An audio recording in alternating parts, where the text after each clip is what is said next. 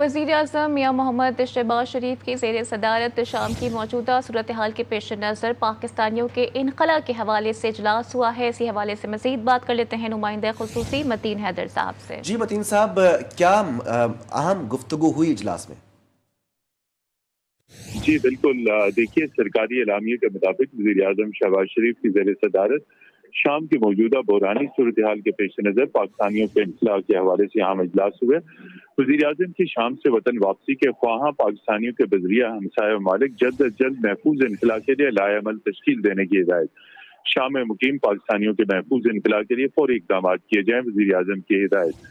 वज़ीर आज़म ने यह भी कहा कि शाम में मुकीम पाकिस्तानियों की जान और माल की हिफाजत हमारी अवलीन तरजीह है। इस मकसद के लिए तमाम वसाइल को बरूए कार लाया जाए। वज़ीर आज़म की दमिश्क में पाकिस्तानी सफारतखाने को मालूमाती डेस्क और पाकिस्तानियों से राब्ते के लिए हेल्प लाइन कायम करने की हिदायत की।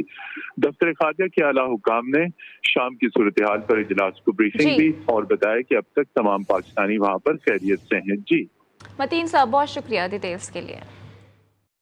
वज़ीर आज़म मियां मोहम्मद शहबाज शरीफ की ज़ेर सदारत शाम की मौजूदा सूरत हाल के पेश नज़र पाकिस्तानियों के इनखला के हवाले से इजलास हुआ है। इसी हवाले से मज़ीद बात कर लेते हैं नुमाइंदा खुसूसी मतीन हैदर साहब से। जी मतीन साहब, क्या अहम गुफ्तगू हुई इजलास में?